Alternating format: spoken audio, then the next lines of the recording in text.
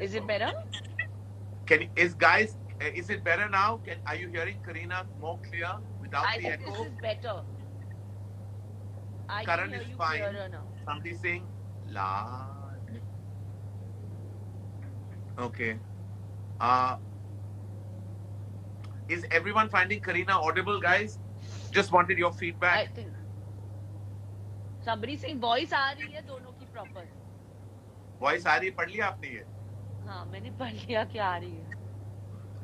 हाँ, Karan voice and connection is proper. Hi, gorgeous from Trinidad. Okay, I don't know. I think she probably meant you. Yes, Pompey is saying it's okay now. Pompey is saying it's okay. Pompey has told us. Which, from what I've read, Karina, you have been.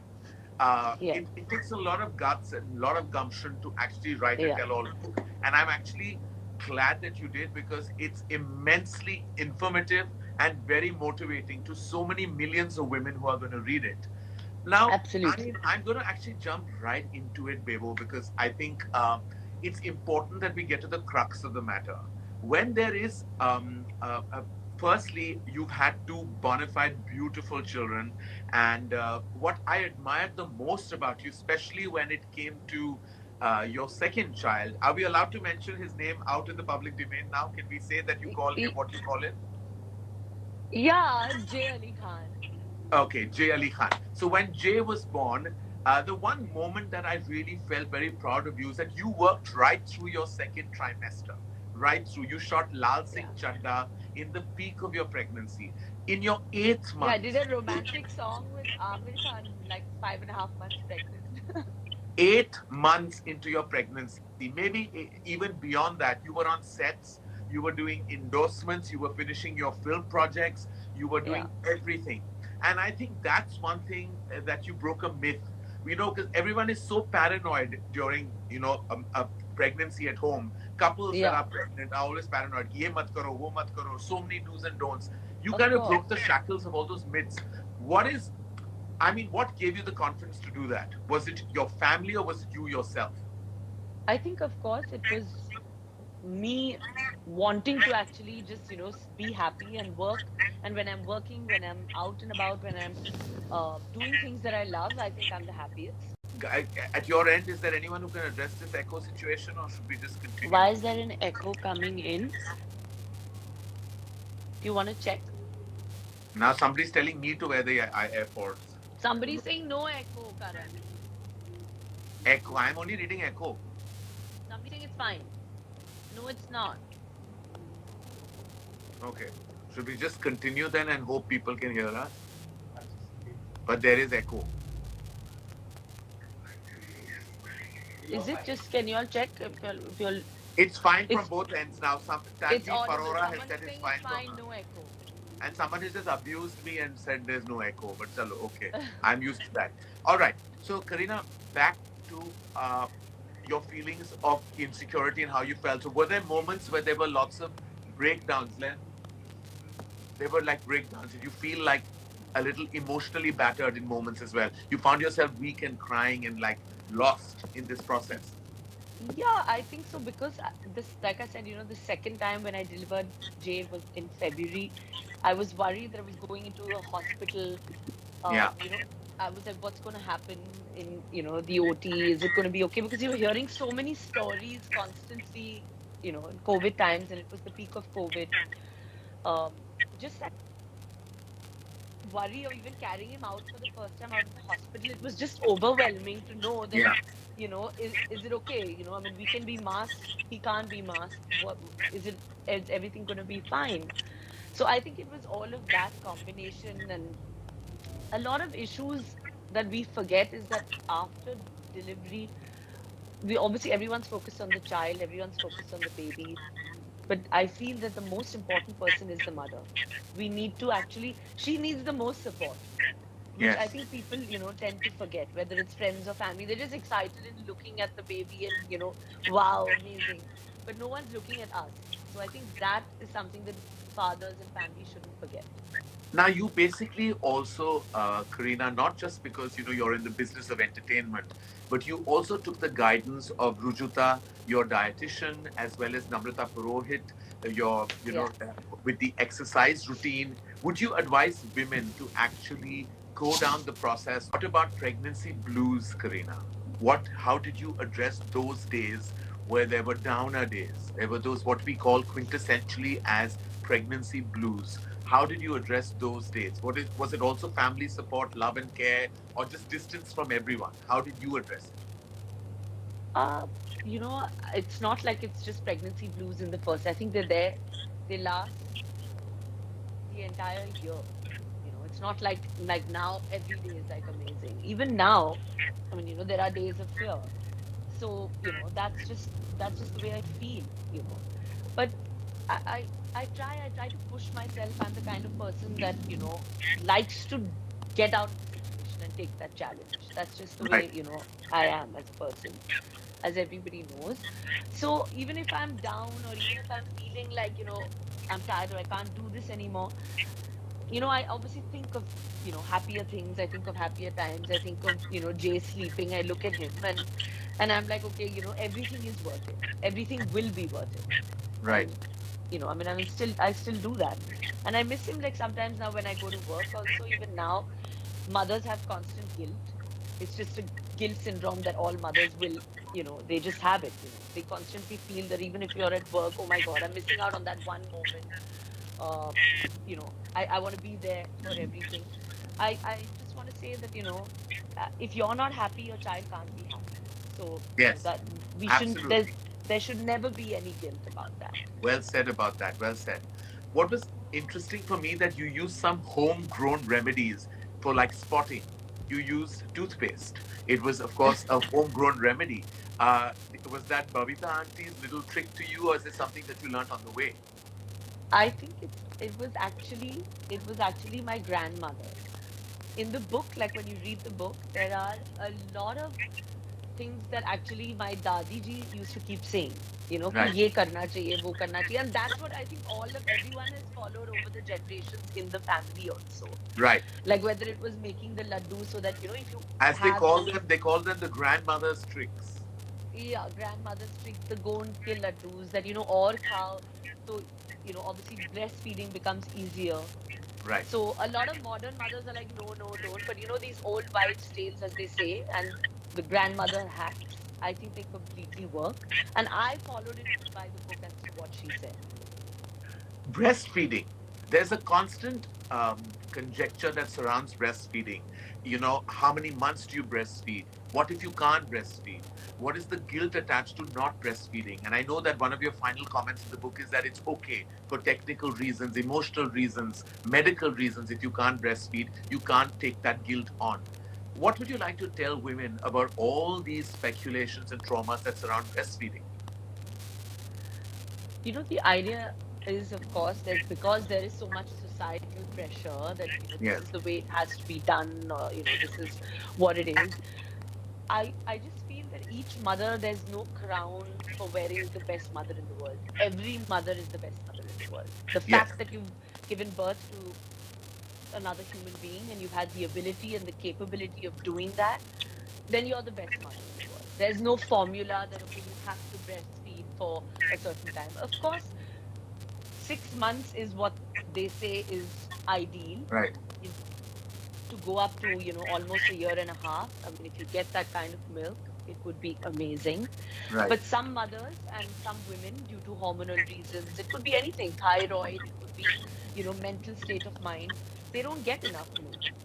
Sometimes if you have to do an emergency cesarean and, a C-section, it takes time for the milk to come, because when you're in a normal delivery, they say it comes faster. That's what they say. But when you operate, it takes time. So Yes. mothers have to have the patience to see that through. So I just feel that, just do the best you can. What Yes. works for each woman at each that point of each time. mother has a separate circumstance, and I think Yeah, whether it's professional, personal, medical, emotional, it has to be absolutely. addressed accordingly. And what I love is that no one is giving you an award.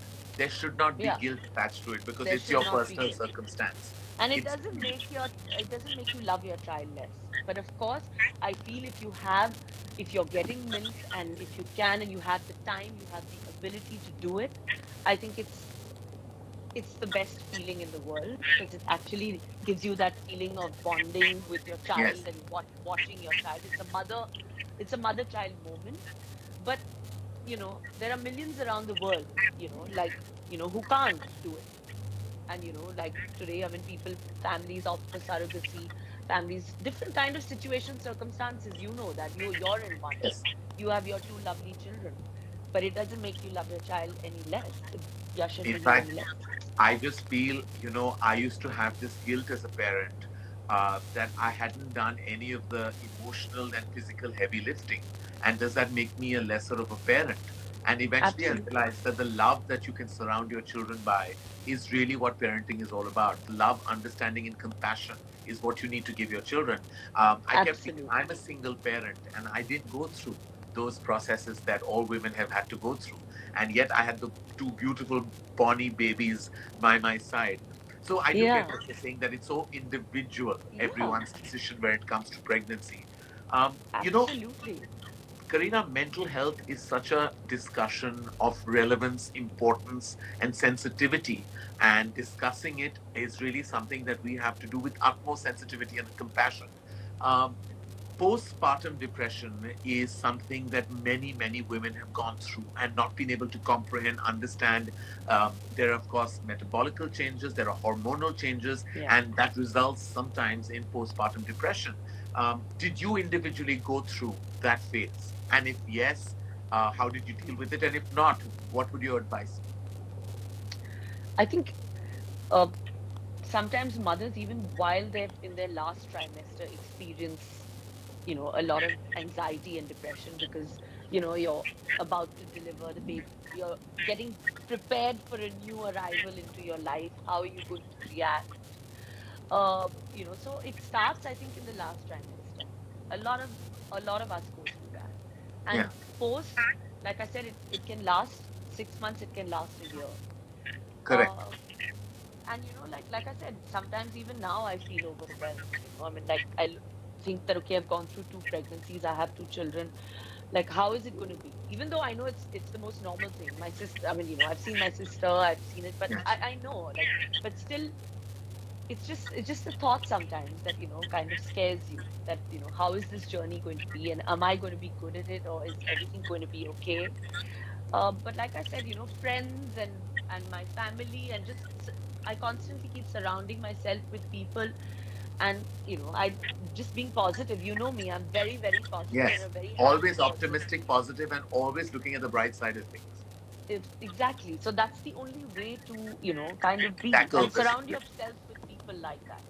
The other thing that there is always myths that surround, and women feel the guilt when they have to opt for a C-section, a cesarean, Yeah. as opposed to a normal delivery.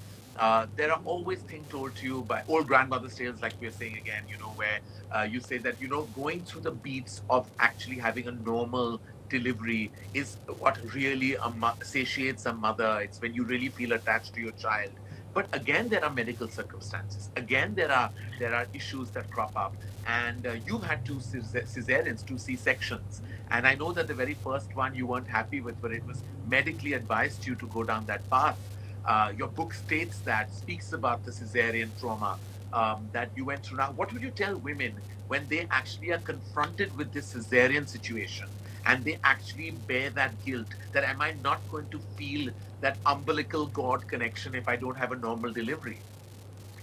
Again, I think it's this societal pressure and this taboo that, okay, this is the way it is. You can't have a cesarean. Of course, everyone wants to go through, a normal delivery. No woman wants to, cut 35 layers into her body and do it. I think that, sometimes circumstances, just, there are situations that take place like that, but I don't see the guilt, about it. There Yes. can never be guilt. The idea is that however it is, my child comes into my arms, and when that minute they, give you your child in your arms, I think everything just Everything disappears. vanishes. And Everything in vanishes. fact, it's just the idea is that every mother should in fact have a choice to opt for however they want, however they're comfortable with. Right.